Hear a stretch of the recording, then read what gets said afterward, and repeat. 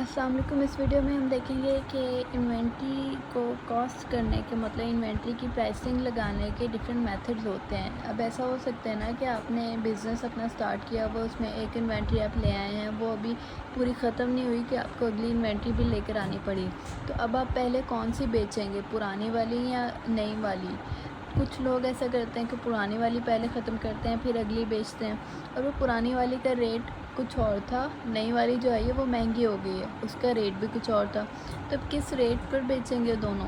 तो इन सब के लिए पूरे सिनेरियो के लिए हमारे पास डिफरेंट मेथड्स दिए हुए हैं स्टैंडर्ड्स के अंदर। एक तो बोलते हैं यूनिट कॉस्ट, दूसरा है FIFO, first in first out, ABCO, average cost, और LIFO, last in first out. जो मे बी इसका क्वेश्चन आ सकता है कि वो ऐसा कौन सा स्टैंडर्ड है जो प्रैक्टिस नहीं किया जाता लेकिन स्टूडेंट्स की अंडरस्टैंडिंग के लिए पढ़ाया जाता है, तो वो ये वाला है, ये वाला स्टैंडर्ड है।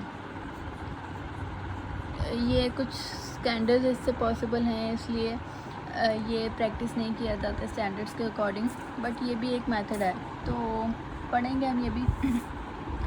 ये टॉपिक पहले इसकी वीडियो बन चुकी है, बट मैं फ़र्दर वीडियो दोबारा बना रही हूँ फॉर मोर क्लैरिफिकेशन। तो इसको हम डायरेक्ट एग्जांपल के थ्रू सॉल्व करना स्टार्ट करते हैं। सबसे पहले इस वीडियो के अंदर हम पढ़ेंगे फर्स्ट इन फर्स्ट आउट। तो हमारे पास एग्जांपल क्या है, हमारे पास 4-5 स्टेटमेंट्स दे दी गई हैं, हमने इसकी एंट्रीज़ करनी है। अब ये एंट्रीज़ करनी है हमने फीफो वाले के अकॉर्डिंग के। अब देखो, सबसे पहले आपके पास ओपनिंग इन्वेंट्री नल है, फिर एक डेट आई जिस पे आपने थोड़ी सी इन्वेंट्री ख़रीदी है, वो किस प्राइस पे ख़रीदी है, फिर एक इन्वेंट्री ख़रीदी अगली डेट पर, फिर उससे आगे आपने उसको सेल किया, इतने सेल किया, फिर ख़रीदी है, फिर सेल किया। तो इसका सिनेरियो में पहले कौन सी बेचेंगे, कौन सी प्राइस पे बेचेंगे, वो सब हम इसमें अब देखेंगे, ठीक है। तो इसको सॉल्व करने के लिए आपने सबसे पहले इस तरह का चार्ट बना लेना है। डेट्स इधर आएंगी, फिर ये एक सेक्शन आएगा, इस सेक्शन के अंदर एक सब सेक्शन होगा यूनिट्स का, दूसरा सेक्शन होगा आपका रिसीप्ट्स का। रिसीप्ट मतलब ये पर यूनिट प्राइस होगी, ठीक है। जैसे आप बॉल पेन्स ही ले लो, आपने बॉल पेन्स बल्क में लेकर आए हैं, तो एक पर बॉल पेन कितनी प्राइस होगी वो इस वाले में आएगी, ठीक है। और डॉलर यहाँ पर क्या आएगा, यहाँ पर पूरा जो बल्क लेकर आए उस पूरे टोटल बल्क की प्राइस कितनी है वो यहाँ आएगी, ठीक है। फिर दूसरा सेक्शन आपका आएगा इश्यूज़ का। इश्यूज़ के अंदर आपके आएंगे जितनी आप सेल्स करोगे ना वो सारी इसके अंदर रिकॉर्ड होती हैं।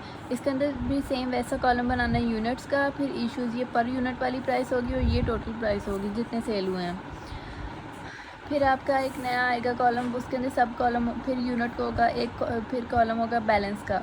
ये आपका आएगा कि रिमेनिंग इन्वेंट्री आपकी कितनी है, वो सारी एंट्रीज़ यहाँ पर होंगी, ठीक है। और फिर ये टोटल उसकी प्राइस होगी। तो स्टार्ट करते हैं। सबसे पहले 1 मार्च ओपनिंग इन्वेंट्री इज़ नल। नील है लेकिन आपने इसकी एंट्री लाजमी करनी है क्योंकि अभी क्वेश्चन में गिवन है, ऐसा नहीं है कि नील है तो हम छोड़ देंगे। तो आपने 1 मार्च की एंट्री की, सारे सेक्शन पे डैश लगा दो और यहाँ पे एंड में लिख दो नील, क्योंकि ये इन्वेंट्री वाला सेक्शन होता है कि रिमेनिंग इन्वेंट्री आपकी कितनी है, तो वहाँ पर हम नील लिख देंगे, ठीक है। देन 2 मार्च पे क्या हुआ, बॉट 10 यूनिट्स हमने ख़रीदे किसी भी चीज़ के, कह लो कि बॉल पेन्स ख़रीदी, 10 बॉल पेन्स हमने ख़रीदी हैं और एक सिंगल बॉल पेन की प्राइस क्या है, $3। तो उसको इसकी एंट्री अब कैसे करेंगे, इस वाले कॉलम में आ जाओ आप।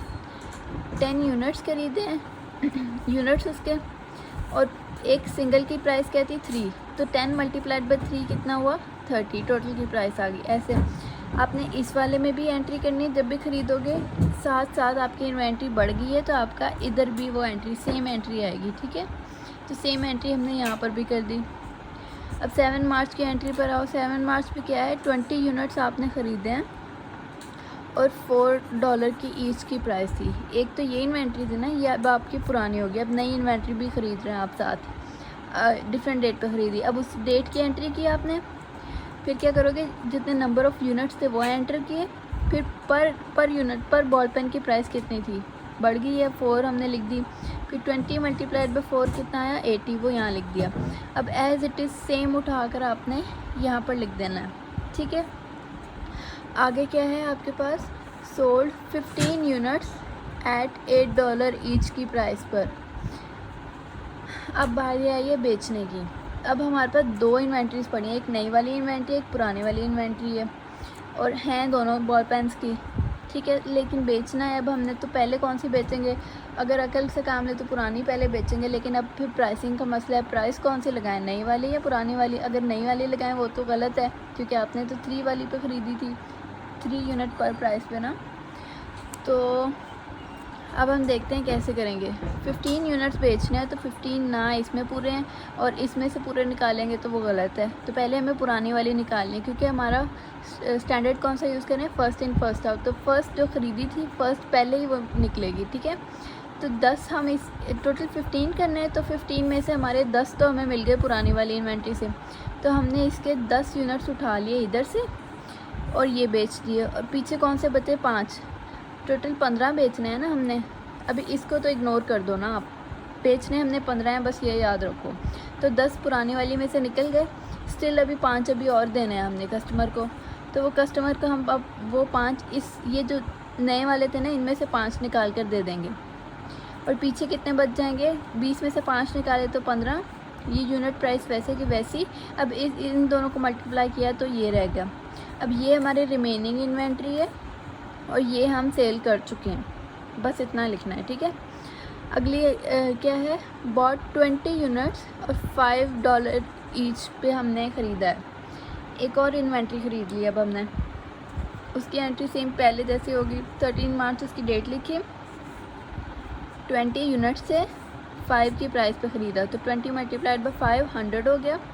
और सेम उठा के हमने यहाँ पर भी लिख देना है। अब हमारे पास दो पड़ी हैं जो इन्वेंट्रीज इसके अंदर पड़ी हैं, ठीक है। इसको भूलना नहीं है आपने। अब अगली क्या है स्टेटमेंट, सोल्ड 5 यूनिट्स। आगे ये अभी इग्नोर करो आप, 5 यूनिट्स आपने बेचे हैं। अब 5 यूनिट्स किस में से बेचेंगे, पुरानी वाली में से ही ज़ाहिर है। तो पुरानी वाली ये जो इन्वेंट्री है इसमें से हम 5 निकाल लेंगे।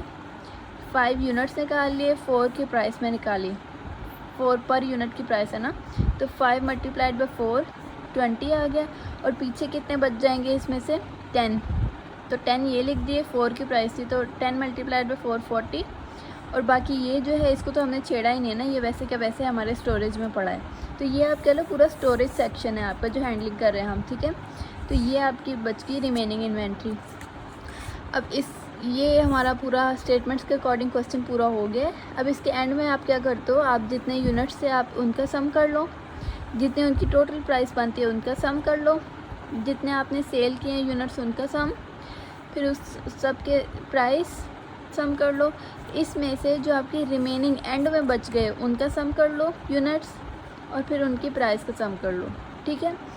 अब हो सकता है आपको क्वेश्चन आ जाए, फीफो वाले मेथड से आप इन स्टेटमेंट्स को सॉल्व करो और उसके बाद इसके रिजल्ट्स में से आप ट्रेडिंग अकाउंट बनाओ।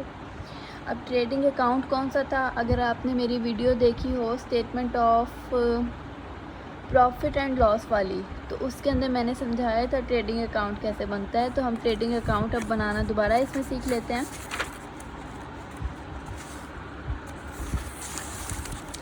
यहाँ पर बना लेते हैं। तो इसके अंदर क्या होता है, सबसे पहले आपकी आती हैं सेल्स। फॉर एग्जांपल ये ट्रेडिंग अकाउंट बन रहा है हमारा।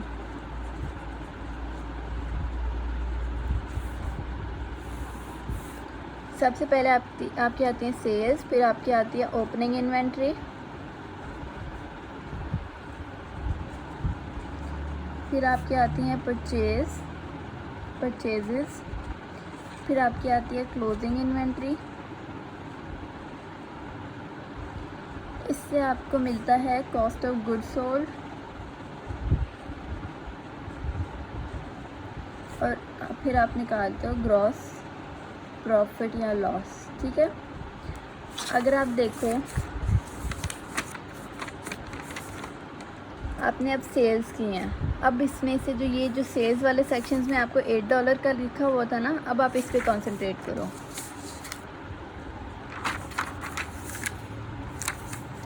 इस पे क्या है, यहाँ पर जो लिख रहे थे ना हम, यहाँ पर तो सारी ये जो सेल्स की प्राइसिंग्स आ रही थी, ये एक्चुअल अमाउंट जो हमने पे करके लिया हम उसके अकॉर्डिंग निकाल रहे थे। लेकिन क्वेश्चन में ये विजिबली लिखा हुआ है कि हम बेच रहे हैं उसको पर यूनिट पर $8 की प्राइस पर। मतलब अगर हमने ये $3 वाली इन्वेंट्री बेची है ना, तो ये भी हमने $8 की प्राइस पे बेची है। इट मीन्स कि पर यूनिट पर हमें $5 का प्रॉफिट हो रहा है, ठीक है। तो अब अगर देखें टोटल कितने यूनिट हमने सेल किए हैं, 15 ये और 5 ये, टोटल कितने हो गए 20, और 20 दोनों टाइम हमने $8 की प्राइस पर सेल किए हैं। तो 8 मल्टीप्लाइड बाई 20,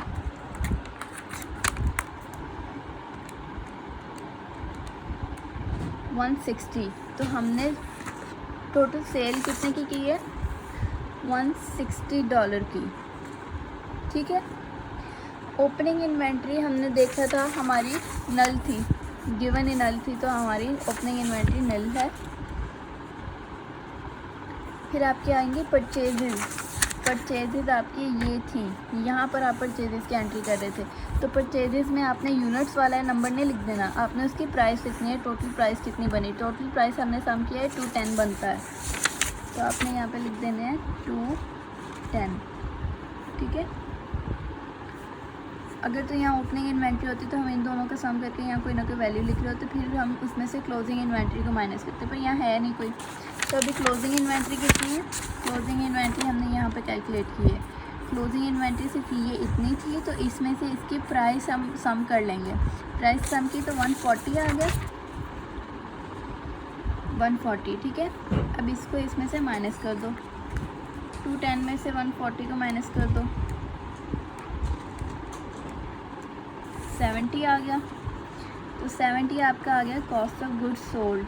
अब हमने निकालना है ग्रॉस प्रॉफिट। तो ग्रॉस प्रॉफिट होता है सेल्स में से कॉस्ट ऑफ गुड्स सोल्ड को माइनस करो, तो 160 माइनस आंसर 90, तो ये आ गया हमारा ग्रॉस प्रॉफिट। मे भी आपको ऐसा क्वेश्चन आ जाए, ट्रेडिंग अकाउंट बनाओ आप फीफो या कोई और मेथड यूज़ करके उसको सॉल्व करके उसके बाद आप बनाओ, तो आप ऐसे बना सकते हो, ठीक है। अगले वीडियो में मैं जस्ट आपको ये इनके चार्ट्स बनाकर दिखाऊंगी, उनके ट्रेडिंग अकाउंट नहीं सिखाऊंगी। तो ट्रेडिंग अकाउंट आपका इसी तरह से आपने इसके अंदर से इंफॉर्मेशन एक्सट्रैक्ट करके बनाना है। तो अगली वीडियो तक के लिए अल्लाह हाफिज़।